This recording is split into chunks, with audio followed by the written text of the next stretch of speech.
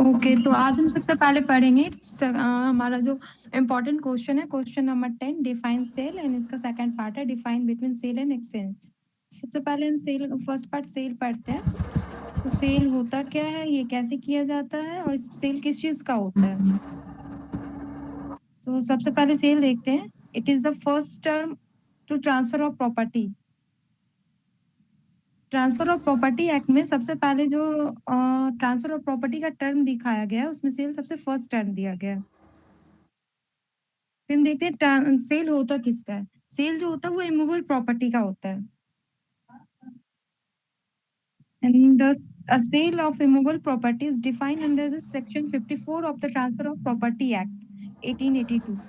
और सेल को transfer of property act के सेक्शन 54 के अंदर डिफाइन किया गया है। According to this section, a sale is a transfer of ownership in exchange for a price paid, promised, part paid and part promised। मतलब जो सेल होता है वो ट्रांसफर ऑफ ओनरशिप होता है कि किसी भी पार्टी का ओनरशिप जब वो अपना प्रॉपर्टी सेल करता है तो अपना उसका कंप्लीट ओनरशिप सेल करता है दूसरे को in exchange of price. First term ये होता है कि वो फुल्ली पेमेंट लेने के बाद वो प्रॉपर्टी ट्रांसफर कर देता है तो उसका सेल हो जाता है। सेकंड होता है promise.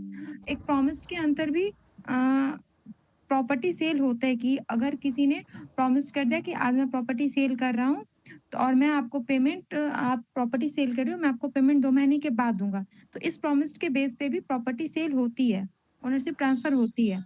And third part is part paid and part promise. That means कि अगर 10 लाख की प्रॉपर्टी है तो in the time of sale 5 lakh paid कर दिया जाता है और 5 लाख के लिए प्रॉमिस किया जाता है कि मैं अगले विद इन 6 मंथ्स मैं ये 5 लाख आपको पे कर दूंगा। तो ये सेल का टर्म होता है, ये 3 टर्म होता है। In other words, sale is a transfer of ownership. Ownership is absolute interest in the property. In a sale, there is transfer of all rights of the property which is being sold when ownership of a property is transferred. Where is transferred of all rights and liabilities of properties by transferor to transferee. That means कि cell जो होता है वो तो full ownership का transfer होता है और ओनरशिप जो होता है वो फुल इंटरेस्ट होता है, एब्सोल्यूट इंटरेस्ट होता है किसी भी प्रॉपर्टी पे। और जहाँ पे ओनरशिप होता है और ओनरशिप जो होता है वो bundle of rights and liabilities होता है। जब भी हम किसी को प्रॉपर्टी ट्रांसफर करते हैं, उसकी ओनरशिप को ट्रांसफर करते हैं, तो जो उस पार्ट जो बायर होते हैं, जो प्रॉपर्टी को परचेज करते हैं, उन पे वो बर्डन ऑफ लायबिलिटी राइट्स चला जाता है। तो प्रॉपर्टी के ओनरशिप के ट्रांसफर के साथ साथ प्रॉपर्टी की जो भी राइट्स होते हैं, लायबिलिटीज होते हैं, वो भी ट्रांसफर होता है। ओनरशिप के साथ साथ राइट्स एंड लायबिलिटीज भी ट्रांसफर होते हैं। अब हम ये देखेंगे कि ट्रांसफर मतलब वैलिड सेल होता कैसे है। Essential elements of valid sale, जिसमें 5 पॉइंट्स हैं। First, the parties. दो पार्टीज हैं, उसमें सेलर और बायर होते हैं। सेलर वो होते हैं जो ट्रांसफर करते हैं, ट्रांसफरेर को सेलर कहते हैं, जो प्रॉपर्टी ट्रांसफर करते हैं, सेल करते हैं। और बायर वो होते हैं, ट्रांसफेरी भी कहते हैं उसको, जो प्रॉपर्टी परचेज करते हैं। Parties should be competent at the date of the sale of the property. दोनों पार्टीज जो हैं, both parties are competent. Competent का मतलब है कि वो पार्टी मेजर होनी चाहिए, साउंड माइंड की होनी चाहिए, क्वालिफाइड होनी चाहिए। अगर वो अनसाउंड माइंड के पर्सन रहते हैं तो उनके बीच सेल नहीं होता, वो सेल इनवैलिड हो जाता है। तो वो पार्टी मेजर होनी चाहिए, एडल्ट, साउंड माइंड और क्वालिफाइड होनी चाहिए, तभी वो सेल वैलिड होता है। सेकंड है ownership. Ownership, the seller should be the owner of the immovable property. जो भी इमूवेबल प्रॉपर्टी का ट्रांसफर हो रहा है, जो सेलर जो उस प्रॉपर्टी को बेच रहा है, उसके पास उस प्रॉपर्टी का वो उस प्रॉपर्टी का जब ओनर होना चाहिए at the time of sale. इसमें ना उसके पास जिसको ऑथराइजेशन मिला हुआ है ना वो भी हो जाएगा, इसमें वो भी इंक्लूड होगा। ठीक है, जिसको ऑथराइजेशन मिला ओके हुआ है ना, ऑनर के अलावा। ओके। एंड थर्ड है subject matter. The property to the transfer must be existent at the time of sale. जो प्रॉपर्टी है जिसका हम ट्रांसफर कर रहे हैं वो एक्सिस्टेंस में होनी चाहिए। फ्यूचर बेस पे कोई प्रॉपर्टी ट्रांसफर नहीं होती है। अगर कोई लैंड है, अगर लैंड का हम सेल कर रहे हैं तो वो एक्सिस्टेंस में है। और अगर हम ये कहते हैं कि लैंड के साथ बिल्डिंग बना के हम सेल करेंगे, लेकिन वो बिल्डिंग अभी बनी नहीं है, वो बिल्डिंग बनने के चांस हैं, तो वो बिल्डिंग सेल नहीं होगा क्योंकि वो एक्सिस्टेंस में नहीं है, सिर्फ लैंड का ही सेल हो सकता है। थर्ड है money consideration. The price of property has been fixed और रेफर्ड। मनी कंसिडरेशन, कोई भी सेल हम लोग क्यों करते हैं? मनी कंसिडरेशन के लिए करते हैं कि सेल करते हैं, उसके बिहाफ में हमें मनी आती है, और वो फिक्स्ड और रेफर्ड हो सकती है। ऐसा नहीं है कि फिक्स प्राइस ही होती है, जो मार्केट वैल्यू है या जो सेल वैल्यू है प्रॉपर्टी की, उसी जिसमें हम परचेज करें वो परचेज में ही प्रॉपर्टी सेल होगी। वो रेफर्ड भी हो सकती है। अगर 10 लाख की प्रॉपर्टी है, अगर बेचने वाले को प्रॉपर्टी की पैसों की बहुत जरूरत होती है तो वो 8 लाख में भी बेच सकते हैं। या फिर वो प्रॉपर्टी अगर 10 लाख की है तो वो जो बायर पे डिपेंड करते हैं, उनके इंटरेस्ट पे, वो 12 लाख पे भी परचेज कर सकते हैं। उसमें एडुकेंसी इररिलेवेंट होता है, उसमें कोई इसका एडुकेंस नहीं होता है कि प्रॉपर्टी क्यों आपने प्रॉपर्टी बेची है, मुझे 8 लाख की 10 लाख की प्रॉपर्टी आपने 8 लाख में मुझे आपको बेचनी पड़ी है। दोनों बोथ पार्टी एक दूसरे पे ब्लेम नहीं कर सकते ये। फिर है फिफ्थ है द कॉन्वेंस। The conveyance है the property transferred has transferred been made as prescribed under the law। जो प्रॉपर्टी ट्रांसफर होनी चाहिए वो लॉ के अंडर होनी चाहिए, कानून के तहत जो रूल्स बनाए गए हैं उसके अकॉर्डिंग होनी चाहिए। फर्स्ट है delivery of position and second है registration of the sale deed. ऐसा नहीं है कि आप सेल डीड बनाते हो तो आप उसमें पोजीशन डिलीवरी नहीं करोगे। आप जब भी सेल प्रॉपर्टी ट्रांसफर करोगे उसमें आपको उसके पोजीशन को भी डिलीवर करना पड़ेगा। एंड सेकंड है registration of the sale deed. क्योंकि जो सेल होता है वो एक रजिस्टर्ड इंस्ट्रूमेंट के अंदर होता है, तो जो भी प्रॉपर्टी 100 रुपीज से एवब की होगी या 100 रुपीज की होगी, आप उसको कंप्लीटली रजिस्टर्ड करोगे। फिर है sale how made. Sale can be made only by a registered instrument for the following given below। Sale जो भी होता है, कोई भी सेल, हम किसी भी प्रॉपर्टी का सेल करते हैं तो वो रजिस्टर्ड इंस्ट्रूमेंट के अंदर होनी चाहिए, रिटेन में होनी चाहिए। उसके लिए डीड बनते हैं।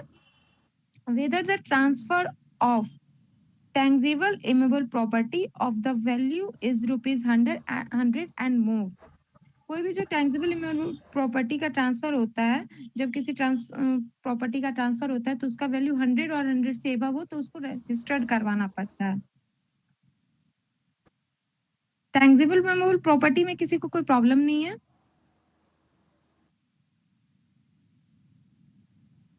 नहीं है। एक जो दीदी पीडीएफ थोड़ा सा ऊपर कीजिए ना, यहाँ पे जो बस बस बस कॉम्पिटेंट है वो कॉम्पिटेंट बायर या सेलर या दोनों कॉम्पिटेंट होना चाहिए। दोनों है, दोनों बोथ, होगा मतलब तो पार्टी जब दोनों। पार्टीज है, पार्टीज में सिंगल पार्टीज एक पर्टिकुलर के लिए नहीं है, पार्टीज जब भी है वो पुलर है, यानी कि वो 2 पर्सन होंगे। Both parties are competent. हम लोग कॉन्ट्रैक्ट में पढ़े थे ना कि अगर बायर बेचना चाह रहा है और सेलर खरीदना चाह रहा है, सेलर अगर ये अनसाउंड माइंड भी है अगर, तो भी वो परचेज कर सकता है, बाय भले नहीं कर, मतलब ये हाँ परचेज कर सकता है। आप सही बोल रहे हैं। ये जो है ना, दोनों का अलग अलग जो है क्राइटेरिया है, सेलर और बायर का, वो थोड़ा देखना तो ठीक है। तो दी वो राइट्स एंड लायबिलिटीज में ये किया गया है ना। अगर ऐसे हम लोग देखते हैं कोई भी पर्सन होता है जो अनसाउंड माइंड का होता है, वो प्रॉपर्टी उस सेल केस करता में है, हो वो ये सकता नहीं है कि परचेज जो है ना लीगल गार्जियन के अंतर्गत करके कर सकता है, माइनर भी कर सकता है। परचेज जो है ना माइनर के लिए तो माइनर भी कर प्रोविजन सकता है, क्योंकि उसमें ओनरशिप उसके गार्जियन की, उसके लीगल गार्जियन के पास होती है ना। तो अनसाउंड माइनर के माइंड का साथ भी तो हो जाएगा, ट्रांसफर वैलिड ही है। अनसाउंड माइंड के लिए भी हो जाएगा, है ना। हाँ, जबकि ओनरशिप उनके लीगल गार्जियन के पास हो तब। ऑनरशिप बायर की बात हो रही है ना, जो खरीद रहा है वो अनसाउंड माइंड भी खरीद सकता है, माइनर भी खरीद सकता है। उसके लिए बस इतना ही है, ट्रांसफेरी के लिए कुछ है कि वो डिस्क्वालिफाइड नहीं होना चाहिए, वो सेक्शन 136 है, वो वाला अप्लाई होता हाँ, है। वो क्वालिफाइड भी होना चाहिए, हाँ, वो तो परचेज करने के लिए क्वालिफाइड होनी चाहिए। ट्रांसफेरी होने के लिए अनक्वालिफाइड नहीं हो, बस उतना ही चाहिए। उसमें कुछ हम्म। ट्रस्टी वगैरह आ जाते हैं, फिर ये लीगल प्रैक्टिशनर और ये जज और कोर्ट ऑफिसर आ जाते हैं एक्शनेबल क्लेम के लिए। ऐसे ही 2-4 चीजें उसमें है। ठीक है। हाँ, कि बायर के बिहाफ में आप जा रहे हो। पूजा दी, हाँ इसमें तो इमूवेबल प्रॉपर्टी को ना डिफाइन किया गया। क्या क्या फिर से बोलिएगा। इमूवेबल प्रॉपर्टी ना कह रहा है। हाँ, सिर्फ उसी का ट्रांसफर होगा। हाँ, तो इसी का मूवेबल तो फिर अगर वो सोगा के अंदर हो जाएगा। हाँ, तो इमूवेबल प्रॉपर्टी है तो उसमें तो दोनों का कॉम्पिटेंट होना ही मैंडेटरी हो जाएगा अगर इमूवेबल है तो। नहीं, ऐसा नहीं है। ट्रांसफेरी जो है वो माइनर भी हो सकता है, अनसाउंड माइंड भी हो सकता है। माइनर के बारे में तो क्लियर कट लिखा हुआ है कि वो हो सकता दी है। माइनर के साथ होता है, बट वो अनसाउंड माइंडेड होते हैं, बट क्वालिफाइड होने चाहिए। आप अनसाउंड माइंड के साथ कैसे ट्रांसफर करोगे अनसाउंड माइंड को? अरे तो उसका गार्जियंस होंगे ना, जैसे हाँ, माइनर के साथ गार्जियन होंगे। जब हाँ उनके गार्जियन होंगे तभी वो ट्रांसफर हाँ, होगा। जैसे कि माइनर के केस में होता है कि जब हाँ माइनर को नहीं मिलती वैसे है, ही। माइनर के साथ ट्रांसफर वैलिड होता है, बट उसके लीगल गार्जियन के पास हाँ, तो वैसे ही ऑनरशिप होती है। अनसाउंड और माइंड जब का भी होगा, है ना। साउंड माइंड का हम रीजन पता है क्या? क्या बोलिए। जैसे कोई बायर बेच रहा है ना, तो उसको पेमेंट से मतलब है, मनी से मतलब है। कौन दे रहा है इससे कोई मतलब थोड़े होता है। कंसिडरेशन से उसको मतलब है। उसको एडिक्वेट अगर कंसिडरेशन मिल रहा है तो दिक्कत क्या है उसको? वो तो सेल कर रहा है ना, और सेल से उसको कंसिडरेशन में मनी चाहिए। उसको मनी मिल रहा है, अनसाउंडनेस माइंड दे रहा है, उससे उसको क्या फर्क पड़ता है? वो तो इस कॉन्ट्रैक्ट है नहीं ना, इसीलिए कॉन्ट्रैक्ट में ना वो चीज होना होगा।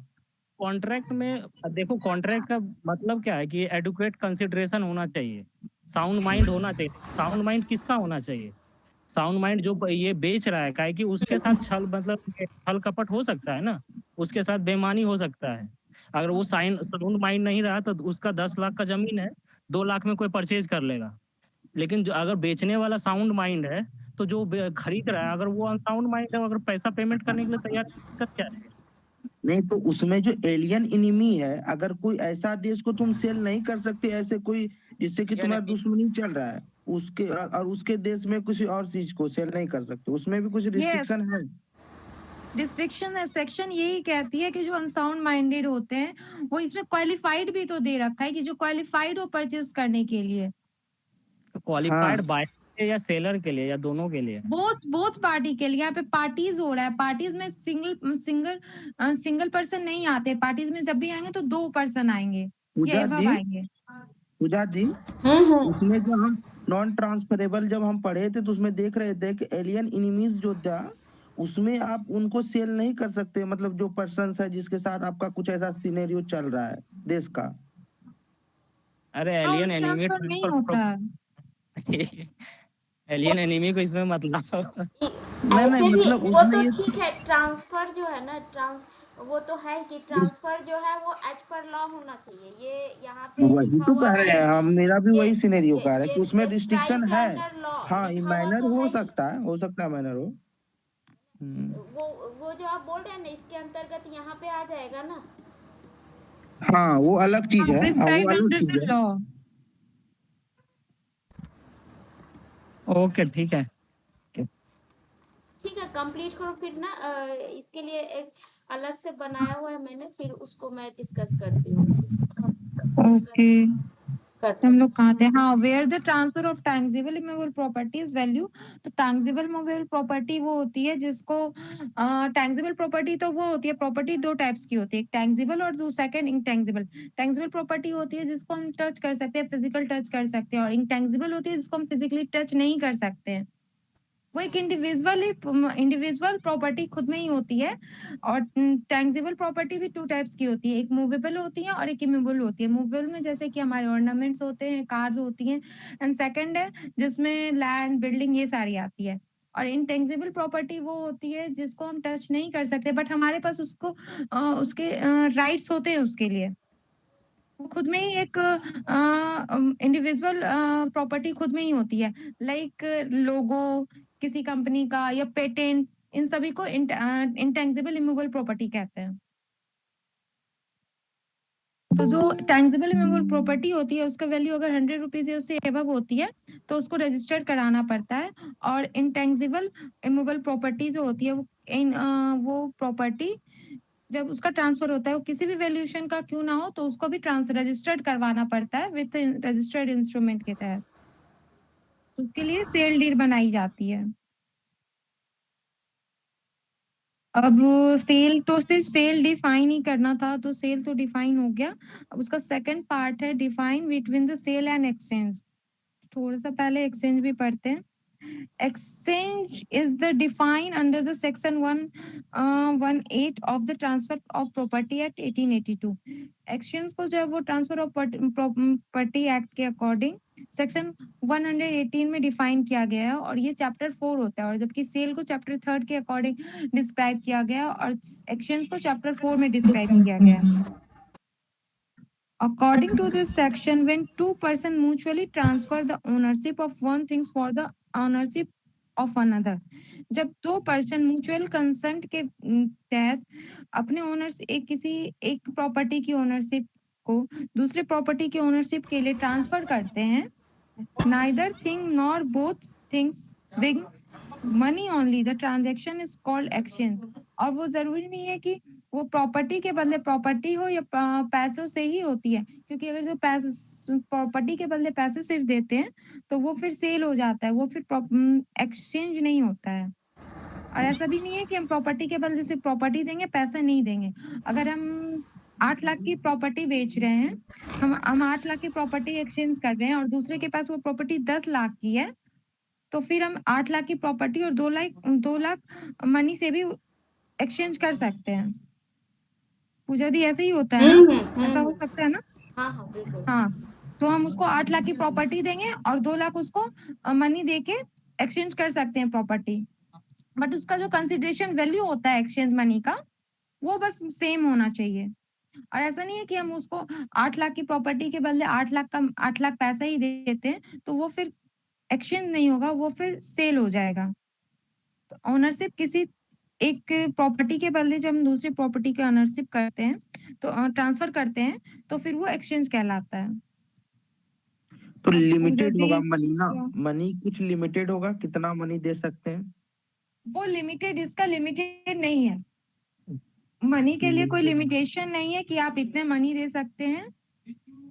मनी लिमिट कैसे होगा पूजा विनीत? दी एक मिनट, मतलब लिमिटेड मतलब 40% देंगे, 50% देंगे, इस परसेंटेज बेसिस पे। दोनों का अमाउंट का जो डिफरेंस होगा वही ना हाँ दीजिएगा। वो डिफरेंशिएशन वैसी चीज का हम भी बोल रहे हैं। जैसे वो मनी का लिमिटेशन है ना, मनी लिमिटेशन का कोई प्रोविजन नहीं दिया गया है सेक्शन में। मतलब 90% मनी देकर 10% हम ये नहीं ना कर सकते उसको। नहीं, ये नहीं कर सकते। मनी का वैल्यू ना 50% से कम का होना चाहिए। कम होना चाहिए, वही चीज हम भी बोल रहे हैं। अब ये कितना है? 30%, 25। ये कहीं लिखा हुआ नहीं है दी, बट मैंने पढ़ा था, मैं पढ़ रही थी पीडीएफ, तो उसमें था कि जो मनी का वैल्यू होना चाहिए ना वो 50% से एक्सीड नहीं होना चाहिए। मनी का वैल्यू 50% से डिक्रीज होना चाहिए। हो सकता है क्योंकि यहाँ पे ना बताए फ्रॉड थे हो ऐसा कुछ। सकता है। अगर मनी का क्योंकि लिमिटेशन नहीं रहेगा ना तो शायद फ्रॉड भी हो सकता है कि मुझे तो सेल करनी थी और मान लीजिए 10 लाख की प्रॉपर्टी है और 1 लाख की प्रॉपर्टी एक्सचेंज करके और हम 9 लाख का कैश ले लें, मतलब मनी में ले लें, ऐसा भी हो सकता है फ्रॉड वगैरह टाइप। बट एक्सचेंज में ना रिवोकेशन का तो प्रोविजन भी नहीं है कि वो आप रिवोक कर सकते हैं ये देख के कि मैंने 1 लाख की प्रॉपर्टी दी और 9 लाख मुझे कैश देने पड़ रहे हैं, जबकि वो तो सिर्फ 10 लाख की प्रॉपर्टी ही दे रहा है। तो मैं इस कॉन्ट्रैक्ट को रिवोक करता हूँ, ऐसा प्रोविजन भी नहीं है एक्सचेंज में। उसका मुझे भी ज्यादा पता नहीं है, बट मैंने इतना ही पढ़ा था कि जो मनी ट्रांसफर होता है ना उसका वैल्यू 50% से डिक्रीज होना चाहिए, 50% से इंक्रीज नहीं होना चाहिए। ठीक है, कोई ना, आगे बढ़े।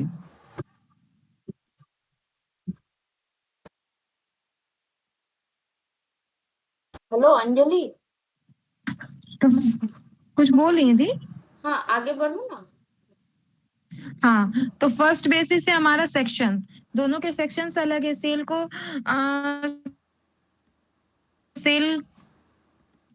को डिफाइन किया गया है चैप्टर 3 के अंडर सेक्शन 54 में 54 प्रॉपर्टी है, जबकि एक्सचेंज को डिफाइन किया गया है चैप्टर 4 में एंड अंडर सेक्शन चैप्टर 6 है अंजलि, चैप्टर 6 है। ओके सॉरी, चैप्टर 6 में चैप्टर 6 में डिफाइन किया गया एक्सचेंज को और सेल को चैप्टर 3 में। सेकंड बेसिस है नेचर ऑफ ट्रांसफर का प्रॉपर्टी जो ट्रांसफर हो रही है ओनरशिप, उसका नेचर क्या है। A property ownership transfer for a price के लिए सेल जो होता है वो प्राइस के लिए ट्रांसफर। सेल में जब प्रॉपर्टी की ओनरशिप ट्रांसफर होती है तो वो पैसों के लिए होती है, और एक्सचेंज में जब प्रॉपर्टी की ओनरशिप ट्रांसफर होती है तो अनदर प्रॉपर्टी के लिए होती है। थर्ड है नेचर ऑफ ट्रांजैक्शन। जब प्रॉपर्टी ट्रांसफर होती है तो ट्रांजैक्शन किस टाइप का होता है, तो सेल में होता है single property for money. Sale में जब सिंगल प्रॉपर्टी का ट्रांजैक्शन होता है उसके ब्याज में हमें मनी मिलती है। और एक्सचेंज में two property exchange for each other. Exchange में दो प्रॉपर्टी का एक्सचेंज होती है, उसमें दो प्रॉपर्टी का ट्रांजैक्शन होता है। थर्ड है कंसिडरेशन। फोर्थ है कंसिडरेशन। कंसिडरेशन में सेल के बदले हमें कंसिडरेशन जो मिलती है वो मनी मिलती है, पैसा, और एक्सचेंज में अनदर प्रॉपर्टी होती है। और फिफ्थ है प्रॉपर्टी। अब प्रॉपर्टी कैसी होनी चाहिए, हम सेल कर रहे हैं या फिर एक्सचेंज कर रहे हैं तो प्रॉपर्टी कैसी होनी चाहिए। जब हम सेल करते हैं तो प्रॉपर्टी इमूवेबल होनी चाहिए, और एक्सचेंज में मूवेबल और इमूवेबल दोनों प्रॉपर्टी का एक्सचेंज होता है, बट सेल सिर्फ इमूवेबल प्रॉपर्टी का होता है। क्यों वो इसका सेल नहीं होगा क्या? नेक्स्ट है राइट्स ऑफ पार्टीज। अब जो बोथ पार्टीज हैं उनकी राइट्स क्या होते हैं। सेल में buyer gets full ownership after payment. Sale में जो बायर होते हैं वो फुल पेमेंट के वो पेमेंट आफ्टर पेमेंट वो फुल ओनरशिप उन्हें मिल जाती है। और एक्सचेंज में होता है both party get ownership after exchange of properties. जब भी वो प्रॉपर्टी एक्सचेंज होती है जब भी वो प्रॉपर्टी एक्सचेंज होती है तभी दोनों पार्टीज को ओनरशिप मिल जाती है। Mode of registration. सेल में मोड ऑफ रजिस्ट्रेशन के लिए सेल डीड बनाई जाती है। सेल डीड में हर एक चीज को डिस्क्राइब किया जाता है। उसमें कौन सेलर है, कौन बायर है, पेमेंट, प्रॉपर्टी का एड्रेस क्या है, प्रॉपर्टी की कंसिडरेशन वैल्यू क्या है, मार्केट वैल्यू क्या है, प्रॉपर्टी कैसी है, और फिर पेमेंट का सोर्स क्या है, मोड क्या है पेमेंट का, सब कुछ उसमें दिया रहता है। पेमेंट का डिस्क्रिप्शन सब कुछ रहता है। और एक्सचेंज जब प्रॉपर्टी होती है तो एक्सचेंज डीड बनाई जाती है। क्या आप किस लिए आप अपने म्यूचुअल कंसेंट से प्रॉपर्टी एक्सचेंज कर रहे हैं, किस लिए कर रहे हैं, क्यों कर रहे हैं, वो एक्सचेंज डीड में वो भी दिखाया जाता है, मेंशन रहता है। नेक्स्ट है स्टाम्प ड्यूटी। अब स्टाम्प ड्यूटी, कोई भी प्रॉपर्टी जब हम सेल करते हैं तो हम उसके जो प्रॉपर्टी की जो प्राइस होती है, जब उसको हम रजिस्टर्ड करवाते हैं तो हमें स्टाम्प ड्यूटी पे करना पड़ता है, स्टाम्प अमाउंट। तो सेल में जो होता है वो बेस्ड ऑन सेल प्राइस, जो सेल प्राइस होती है उसके बेस पे स्टाम्प ड्यूटी का भी अमाउंट होता है। और एक्सचेंज में मार्केट वैल्यू पे सेल प्राइस होता है, मार्केट वैल्यू पे स्टाम्प ड्यूटी का अमाउंट होता है। सेल में अगर 10 लाख की प्रॉपर्टी है, अगर हम उसको 12 लाख पे सेल कर रहे हैं, मार्केट वैल्यू प्रॉपर्टी की 10 लाख है, अगर हम उसको 12 लाख पे सेल कर रहे हैं तो स्टाम्प चार्ज भी हमें 12 लाख पे पेमेंट करना होगा। अगर हम 10 लाख की प्रॉपर्टी को 8 लाख में सेल कर रहे हैं तो हमें स्टाम्प चार्ज 8 लाख पे ही पे करना होगा। और एक्सचेंज में ऐसा नहीं होता है। एक्सचेंज में अगर मार्केट वैल्यू 10 लाख की है तो प्रॉपर्टी का जो स्टाम्प चार्ज होता है वो 10 लाख के अमाउंट पर ही पे करना होता है। नेक्स्ट है टैक्सेशन। जो टैक्स का प्रोविजन होता है जब हम प्रॉपर्टी सेल करते हैं या परचेज करते हैं तो टैक्स का भी प्रोविजन होता है उसमें। सेलर के ब्याज में होता है, सेल के ब्याज में capital gain tax on seller. जब प्रॉपर्टी सेल होती है तो कैपिटल गेन का अगर टैक्स बनता है तो वो सेलर उसको को पे करना होता है। अब ये हाँ, तो अगर वो अब ये देखेंगे कि जब प्रॉपर्टी सेल होती है तो वो टैक्स क्यों बनता है और टैक्स कौन लेता है। जब भी प्रॉपर्टी सेल होती है उसमें सब जब भी प्रॉपर्टी सेल होती है तो उसमें सेल का प्रॉपर्टी देखेंगे कि सेल ये प्रॉपर्टी परचेज कब हुई, और जब ये प्रॉपर्टी परचेज हुई तब इसको कंसिडरेशन वैल्यू क्या थी, कॉस्ट ऑफ एक्विजिशन उस टाइम क्या था और अभी ये कंसिडरेशन वैल्यू क्या है। अगर प्रॉपर्टी परचेज जब वो प्रॉपर्टी अभी इन द ईयर 2025 में कोई प्रॉपर्टी सेल हो रही है तो उसकी कंसिडरेशन वैल्यू 5 लाख है, बट इन द ईयर अगर वो प्रॉपर्टी परचेज हुई है 2020 में और उस टाइम वो प्रॉपर्टी 2 लाख में परचेज की गई हो, तो अभी उस प्रॉपर्टी पे डायरेक्ट 3 लाख का प्रॉफिट होता है। उस प्रॉफिट्स के डिफरेंस को हमें उस पे टैक्स पे करना होता है। तो जो सेलर पे करते हैं, जो सेलर प्रॉपर्टी बेचते हैं, उन्हें उस पे टैक्स पे करना होता है कि आपने 3 लाख के प्रॉफिट्स के साथ अपनी प्रॉपर्टी को सेल करी है, तो आप 3 लाख पे 3 लाख के अमाउंट पे टैक्स पे करोगे। और इन एक्सचेंज में होता है capital gain tax on both parties. अगर कैपिटल गेन इफ एप्लीकेबल, अगर उसमें एक्सचेंज में कैपिटल गेन का प्रोविजन होता है तो वो बोथ पार्टी को पे करना होता है। दैट्स इट, इतना ही था, मेरा इतना ही पड़ा हुआ था। इसमें दो में डाउट है, एक तो इसका जो प्रॉपर्टी का बेसिस है उसमें, और दूसरा राइट ऑफ पार्टीज वाले में। राइट ऑफ अच्छा, प्रॉपर्टी का बेसिस क्या है इसमें?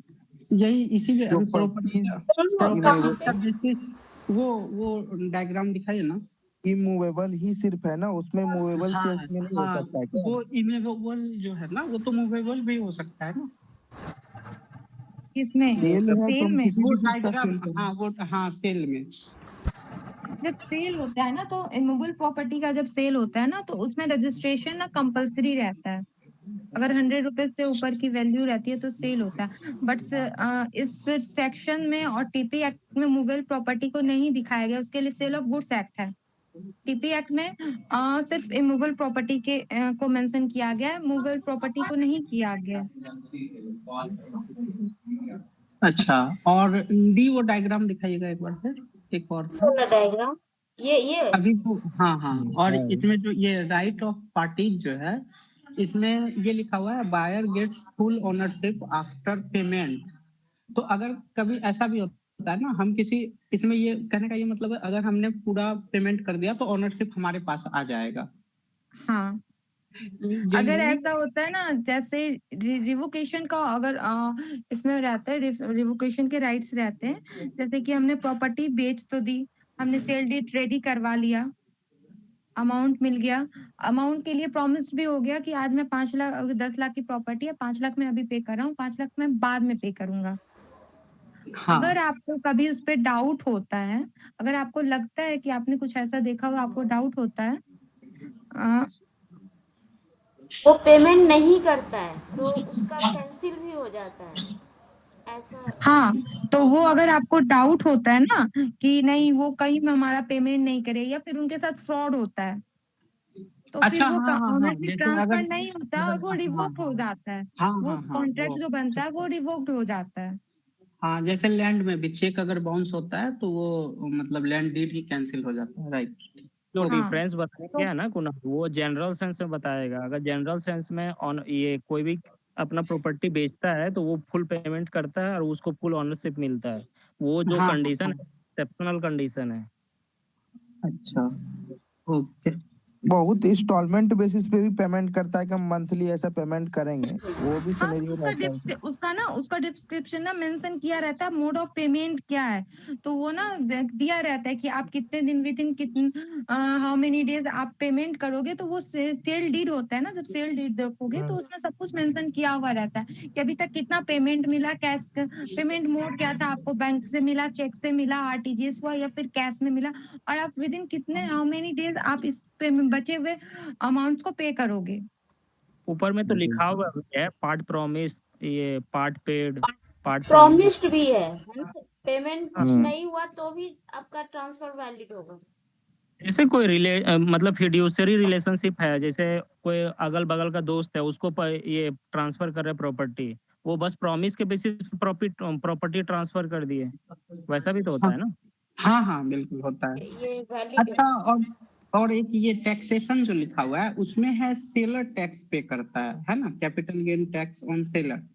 बट हाँ अगर कोई लैंड हम लोग परचेज करते हैं, जो बायर होते हैं, तो उसका जो मतलब चार्ज हाँ होता है, जो जो गवर्नमेंट बायर का होते हैं चार्ज है। ना उसमें क्या हाँ होता है, उसमें क्या होता है, सेलर है, सेलर को भी क्या होता है, सेलर भी डायरेक्ट, मैंने बताया था कि 2 लाख की प्रॉपर्टी को अगर हम 5 लाख पे सेल करते हैं तो 3 लाख के अमाउंट पे टैक्स पे करना होता है। वैसा नहीं होता, उसका ना फिर वैल्यूएशन होता है, उसका वैल्यूएशन का ये चार्ट बना होता है, उसका वैल्यूएशन होता है कि प्रॉपर्टी उस टाइम वैल्यूएशन होता है, उस टाइम प्रॉपर्टी की क्या थी, तब उसका कॉस्ट ऑफ एक्विजिशन निकाला जाता है। जब वैल्यूएशन होता है ना तो 2 लाख की जो प्रॉपर्टी होती है ना उसका वैल्यूएशन बढ़ के वो 4 लाख भी हो सकता है और 6 लाख भी हो सकता है। अगर 6 लाख की प्रॉपर्टी हो जाती है वैल्यूएशन करने पे तब तो मैंने सेल 5 लाख में करा ना, तो फिर मुझे टैक्स पे नहीं करना होता है। और अगर वैल्यूएशन करने के बाद 4,50,000 उस प्रॉपर्टी की वैल्यू हो जाती है और मैंने अगर 5 लाख पे सेल करा है तो फिर मुझे 50,000 के डिफरेंस पे ही सेल पे टैक्स पे करना पड़ेगा, 3 लाख पे नहीं करना पड़ता है। और ऐसा ही होता है, पहले प्रॉपर्टी का वैल्यूएशन होता है, उसके वैल्यूएशन के बीच और कंसिडरेशन के बीच का जो डिफरेंस होता है ना उस अमाउंट पे टैक्स पे करना होता है। एंड बिहाफ ऑफ बायर, इसमें बायर का भी प्रोविजन है। जब प्रॉपर्टी अगर हम 5 लाख की प्रॉपर्टी 10 लाख की प्रॉपर्टी है, ठीक है, और मार्केट वैल्यू प्रॉपर्टी की 10 लाख की है, बट हम उस प्रॉपर्टी को किसी को बहुत जल्दी पैसों की जरूरत होती है, वो कम अमाउंट पे भी बस पैसों के लिए बेच देता है, वो 7 लाख पे प्रॉपर्टी सेल कर देता है। ठीक है, तो जो बायर का उसमें लायबिलिटी क्या बनता है, बायर ने 10 लाख की प्रॉपर्टी 7 लाख में परचेज करी है, ठीक है। बायर ने 10 लाख की प्रॉपर्टी 7 लाख में परचेज करी है, तो उसके बीच का जो डिफरेंस होता है ना उसको डिम्ड इनकम कहते हैं। तो जो बायर होते हैं ना अगर वो अपना आईटीआर या फिर कहीं पे पे करते हैं तो फिर उनको वही मेंशन करना होता है कि वो हमारा अदर सोर्स इनकम है, डिम्ड इनकम है 3 लाख, तो उनको 3 लाख पे भी टैक्स पे करना होता है। बायर के साथ भी ये प्रोविजन है, अगर मार्केट वैल्यू से कम रेट में आप प्रॉपर्टी परचेज करते हो तो आपका जो डिफरेंस है ना तो उसका कोई वैल्यूएशन नहीं होता, वो जितना भी अमाउंट होता है ना डायरेक्ट उस पे आपको टैक्स पे करना पड़ता है। और सेलर के साथ वैल्यूएशन भी होता है प्रॉपर्टी का, बट बायर के पास वैल्यूएशन का कोई प्रोविजन नहीं होता है, उन्हें उस डिफरेंस अमाउंट पे ना डायरेक्ट टैक्स पे करना होता है। वो एक्स्ट्रा इनकम हो जाता है बायर का। हाँ उसको डिम्ड इनकम कहते हैं, उसको डिम्ड इनकम कहते हैं, तो उसको उस पर डायरेक्ट टैक्स पे करना होता है। और अगर अभी जो हम लोगों के मतलब टीपी एक्ट है और अभी जो हम लोगों का ये चल रहा है रूल, उसमें अगर 50 लाख से ऊपर की जो प्रॉपर्टी होती है ना, हाँ अगर आप 50 लाख से ऊपर की जो प्रॉपर्टी होती है उसमें आपको बायर जो होते हैं ना उनको 1% टीडीएस भी पे करना होता है। आप जो हाँ भी वो परचेज तो कर रहे हो हाँ ना उसमें हाँ 1% टीडीएस भी पे करना होता है। और 50 लाख से अगर जो कम की प्रॉपर्टी होती है ना उसका ना मेंशन नहीं किया रहता है, वो रजिस्ट्री की जा सकती है अगर आप छुपाते भी हो, अगर आप पेमेंट मोड नहीं दिखाते हो, अगर आप छुपाते हो कि मैंने प्रॉपर्टी खरीदी, तो ऐसे नहीं होता है। 50 लाख के ऊपर की प्रॉपर्टी अगर होती है ना तो डायरेक्ट आपके पेन पे ना मेंशन कर दिया जाता है कि आपने इस फाइनेंशियल ईयर में इतने की प्रॉपर्टी परचेज करी है। हाँ। अब वो क्या है ना कि रजिस्ट्री ऑफिस से सारे डीड को ना पेन हाँ से कनेक्ट कर दिया गया है, तो वो सारा आपके, उस पे हाँ भी पोर्टल क्योंकि पे पैन अपलोड से किया कनेक्ट जाता है। रहता है, पैन पे हाँ परचेज होता है तो आपके पैन से कनेक्ट रहता है तो आपके पैन पे वो डायरेक्ट मेंशन रहता है। और उसमें भी ये भी और उसमें मार्केट वैल्यू वाला जो बायर की जो लायबिलिटी होती है ना वहीं से स्टार्ट होती है, क्योंकि बहुत काम जो मार्केट वैल्यू रहता है ना तो रजिस्ट्रार ऑफिस में जब रजिस्ट्री होती है हाँ तब जो वो मेंशन करते हैं ना तो वो जो भी उसकी मार्केट वैल्यू रहती है वो दिखाते हैं। ये नहीं कि आपने सेल प्राइस कितने में, जो मार्केट हाँ प्राइस हाँ होती है ना हाँ मार्केट वो प्राइस। तो सर्किल हाँ रेट लगता मार्केट है। वैल्यू हाँ मतलब वो तो जो वहीं से ना सरकारी लायबिलिटी सरकारी का बायर की वैल्यू तो वही। लायबिलिटी वहीं से हाँ स्टार्ट हो हाँ जाती है। सर्किल रेट जो होता है। अच्छा, हाँ ये जो सर्किल रेट स्टाम्प होता है। ड्यूटी है, ये स्टाम्प ड्यूटी वही हो गया ना, जैसे हमने कोई मतलब 30 लाख का लैंड परचेज किया तो अगर उसमें 10% हमें सरकार को जो देनी पड़ती है वो स्टाम्प ड्यूटी हो गया ना। हाँ जो सब जो रजिस्ट्रेशन चार्ज होता है, स्टाम्प चार्ज होता है, इसको ही स्टाम्प ड्यूटी कहते हैं। फर्स्ट क्वेश्चन है आपका, which one of the following is not essential element of sale? कौन सा essential element नहीं है? Buyer seller, without consideration, B B क्या? Without consideration. हाँ विदाउट कंसिडरेशन है ना। ये कंसिडरेशन ना बहुत इम्पोर्टेंट है। जब हम लोग गिफ्ट भी कर रहे थे ना तो वहाँ पे भी कंसिडरेशन का ही कई सारे सवाल थे, और सेल में भी जो है वही है। ओके, ये sale is a transfer of ownership in exchange, ये डेफिनेशन किसके लेके है ए है ना, सेक्शन 54। ओके, सेल कहाँ डिफाइन है? सेक्शन 54।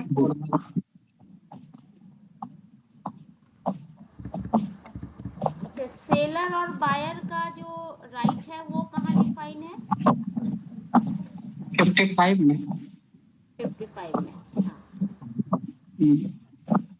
अच्छा, ये भी बस देख लेते हैं, इसी में है इसलिए। मार्सेलिंग ऑफ सब्सिक्वेंट परचेज है, ये कहाँ पे है? 55 है क्या? नहीं, 55 में तो ये जो है राइट ऑफ 55 सेलर या एंड नेक्स्ट में है, 56 में है। 56 56 में है, ठीक है। नेक्स्ट मतलब 54 में जो सेल डिफाइंड है, 55 में जो है राइट डिफाइंड सेलर है, एंड बायर। और नेक्स्ट में जो है 56 में मार्सेलिंग है, ठीक है। मार्सेलिंग भी पढ़ना ही है हमें, इसलिए जो है ना। अच्छा, ये मार्सेलिंग जो है वो किस सेक्शन में है? ये 56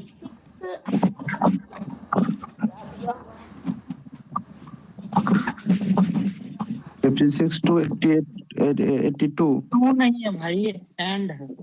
एंड अच्छा 413 का ए है। ये 81 में भी मार्सेलिंग है क्या? अच्छा, हो सकता है। 81 इसमें डॉक्ट्रिन ऑफ बता रहा है, उसमें तो नहीं, हाँ, ये जो है ना, यहाँ पे भी है आपका मार्सेलिंग सिक्योरिटीज है करके 81 में। हाँ, मार्शलिंग सिक्योरिटी। मार्सेलिंग दोनों ही सेक्शन में है, 56 और 81। द सेल को लेके 56 में है, और अब हम लोग पढ़ेंगे मार्सेलिंग क्या होता है अभी। सिक्योरिटी को लेके 81 में। 81 में सिक्योरिटी को लेके। अच्छा, ये जो है does agreement to sale convey title का परचेज है ना। जो एग्रीमेंट का, सेल का अगर एग्रीमेंट कर रहे हैं तो उससे टाइटल कन्वे होता है क्या? हाँ ये तो होना चाहिए। Yes, if the intending purchaser has paid full consideration. हाँ, अगर फुल कंसीडरेशन पे कर ही दिया है तो बेचारा जो है ट्रांसफर नहीं, रजिस्ट्रेशन करवा लेगा, फिर उसको क्या If दिक्कत है attested, ना। फिर एग्रीमेंट क्यों करेगा वो सेल का? वही तो अग्रीमेंट में पूरा थोड़ी चला जाएगा। एग्रीमेंट टू सेल में क्या है, कुछ पैसे दे करके उससे एग्रीमेंट कर लिया जाता है कि मतलब आप मुझे ही बेचिएगा, हम आपको ना।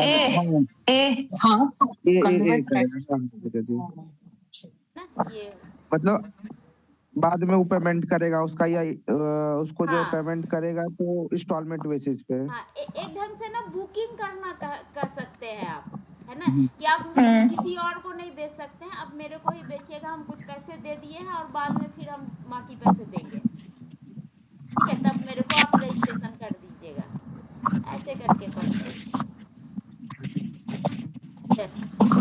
अच्छा, ये तो dash is a transfer of ownership in exchange for price paid, ये क्या हो जाएगा? सेल मॉर्गेज एक्सचेंज होगा क्या? सेल अरे हम होगा। लोग इतना तो पढ़ रहे हैं अभी, क्या है अभी हम पढ़ रहे हैं ना कि सेल क्या है? सेल है। सेल हाँ। ओनरशिप का ट्रांसफर Paid है in पैसे के part बदले promise. में, या पैसे पे कर दिया, या प्रॉमिस कर दिया, या पार्टली पेड किया है ना। ये तीनों चीज होना चाहिए। अच्छा, है ना। सेल कहाँ डिफाइन है? 54। ओके, अच्छा, 54 क्या चीज को डील करता है? सेल को करता है। अच्छा, सेल क्या चीज का ट्रांसफर है? इमूवेबल प्रॉपर्टी, ओनरशिप का ट्रांसफर।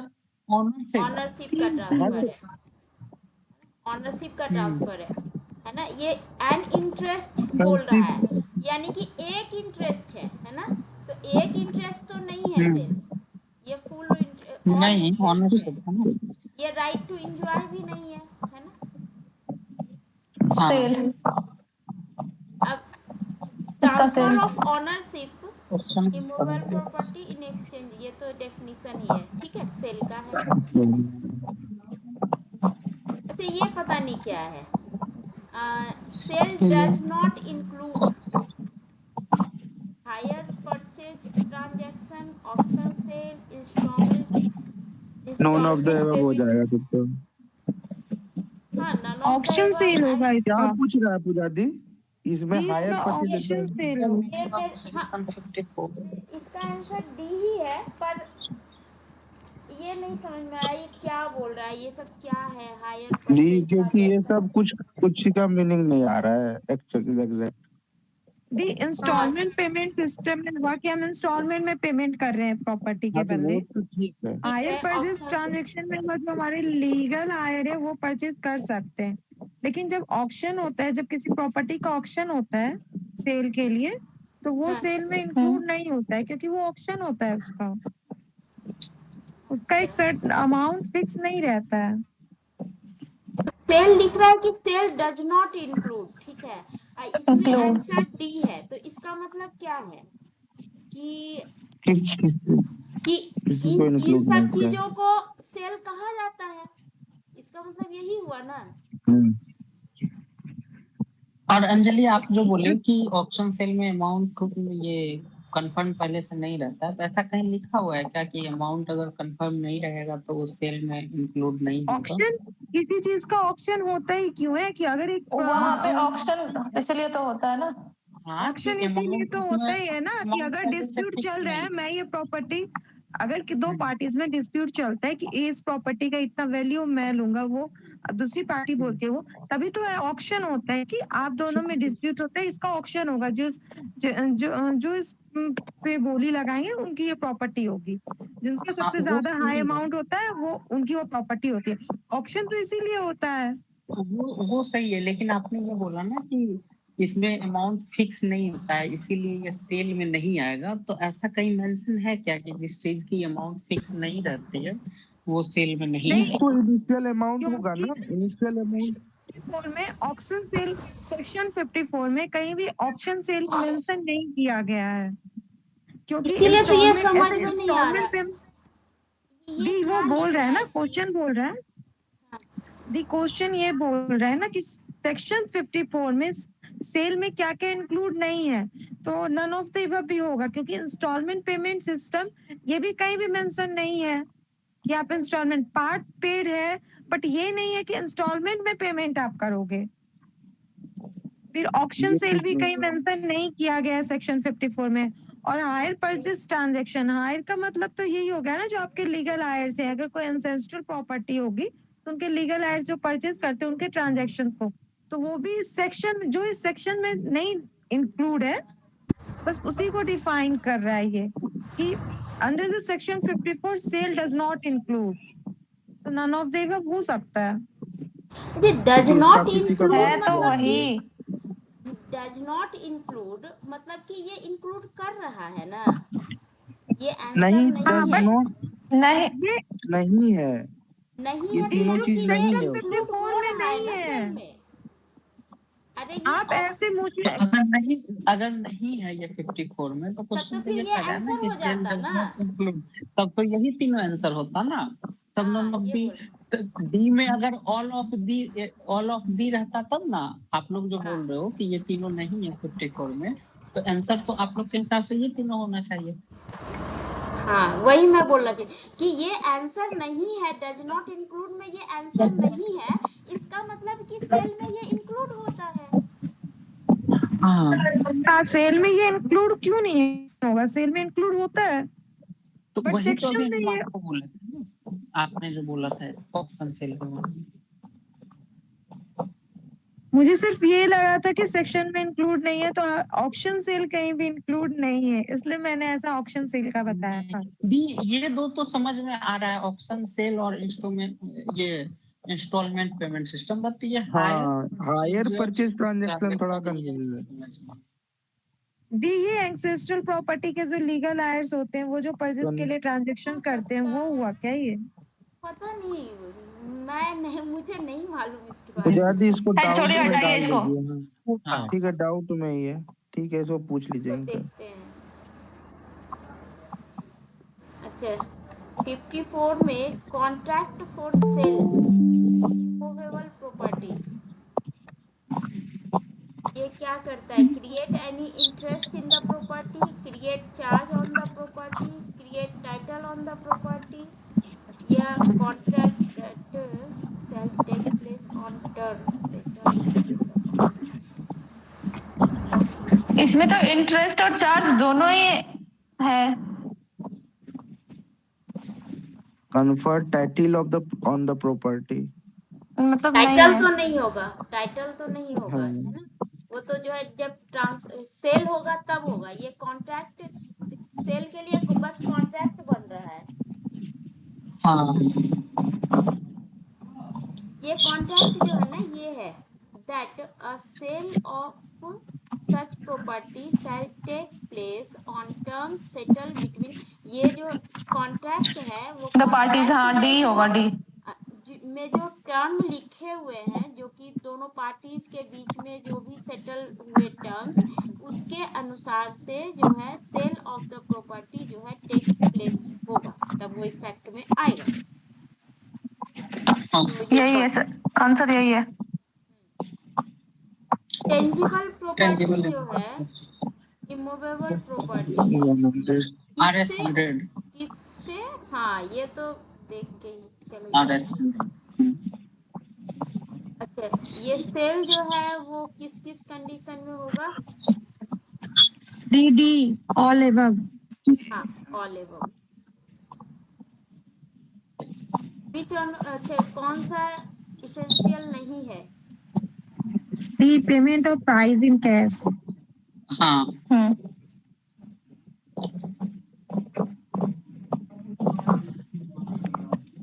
कौन सा मॉर्गेज 58 में नहीं है? ये मॉर्गेज का सवाल भी इसमें आ गया। ये आंसर तो, ये क्वेश्चन देखिए। मॉर्गेज 58 में कहाँ से आएगा? 58 में मॉर्गेज तो है ही ना। ये बोल रहा है कौन सा काइंड नहीं है। अच्छा, काइंड नहीं है, उसका प्रकार में पूछ रहा है। अभी हाँ, ये सभी तो है 58 में। यही तो। डी है क्या? अरे नहीं, ये भी तो है ही डी भी ना। तो है, टाइटल ऑफ डीड्स तो है ही ना। डी कुछ हाँ, कंफ्यूजन है है। इस क्वेश्चन में। हाँ, ये जो है ना ये क्वेश्चन सारे सारे ही सही है। सारे सारे नॉट ही- इंक्लूड पूछ रहा है, और यहाँ पे Not सारे ही हैं। include means- हाँ, नॉट इंक्लूड है और इसमें सारे ही हैं। ठीक है, बस ये ठीक है, क्वेश्चन ये ही सही क्वेश्चन नहीं है। गड़बड़ है। डी या तो ऑप्शन Not गलत हटा- दिए हुए या क्वेश्चन ही गलत है। हाँ, क्वेश्चन गलत है। वो जो है एक जो है ना, उसमें से कुछ अजीब सा डालना भूल गया, वो सारा ही डाल दिया। सही वाला दी ही। कल एक ऐसा ही क्वेश्चन था ना, इक्विटेबल मॉर्गेज वाला। हाँ हाँ, बस वही वाला है ये भी। अच्छा, ये right and liabilities of buyer seller किस सेक्शन में है? 55। ये चार्ज कहाँ डिफाइन है? बी सेक्शन 100 ऑफ टीपी एक्ट। 100। हाँ, सेक्शन 100। अच्छा, बीच ऑफ द, ये सेलर का ड्यूटी कौन सा नहीं है? टाइटल डीड, ये प्रोड्यूस करना, disclose patent defects, execute conveyance, pay the ये होता है पे द आउटगोइंग। ये वाला अभी हम लोग ऐसे पढ़े नहीं है। ये पढ़ेंगे ना, ये क्वेश्चन भी है असल। Patent defect. Right and liabilities का भी इसका क्या क्वेश्चन। मतलब हुआ अभी? ये जो मतलब आंसर है हमको इसका जल्दी ये मतलब से पता नहीं, किसी प्रॉपर्टी पे या फिर पेटेंट। पता नहीं, जो भी टेंजिबल इंटेंजिबल प्रॉपर्टी भी है ना, इंटेंजिबल प्रॉपर्टी भी है ना, उसको लेके कुछ पेटेंट का डिफेक्ट होगा तो उसको डिस्क्लोज करने का ड्यूटी नहीं होता है सेलर के पास। ऐसा ही कुछ लग रहा है। अब जो है ये वाला सेक्शन जब पढ़ेंगे ना हम लोग, 55 तो उस समय क्लियर होगा, क्योंकि ये क्वेश्चन हमारा मॉडल क्वेश्चन में भी है, तो पढ़ना तो है ही। जब पढ़ेंगे ना तब क्लियर होगा, अभी मुझे नहीं पता। ये वाला आंसर है, बस बता दिया अभी फिलहाल के लिए। अच्छा, transfer of tangible immovable property, ये कैसे होगा? 100 रुपये का है। रजिस्टर्ड ए होगा ये, है ना, रजिस्टर्ड 100 रुपए का है और क्योंकि इमूवेबल प्रॉपर्टी है ना, इसलिए।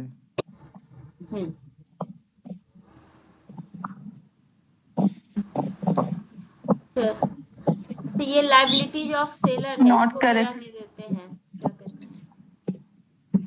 वही क्वेश्चन के टाइप का। सेलर जो है रेंट प्रॉफिट के लिए इंटाइटल्ड नहीं होता है। अच्छा, और उसके लिए इंटाइटल्ड होता है जब तक कि ऑनरशिप जो है पास नहीं किया गया है। ऑनरशिप हाँ। यही आंसर हमें भी चाहिए। और हमेशा के लिए इंटाइटल्ड होता है। बी होगा। हाँ, बी बी होना तो चाहिए।